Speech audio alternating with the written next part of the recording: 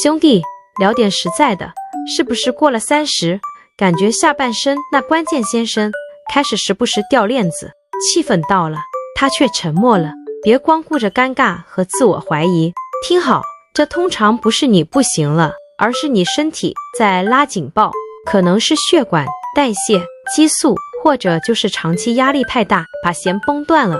把这次掉线当成你身体提醒你该升级的信号。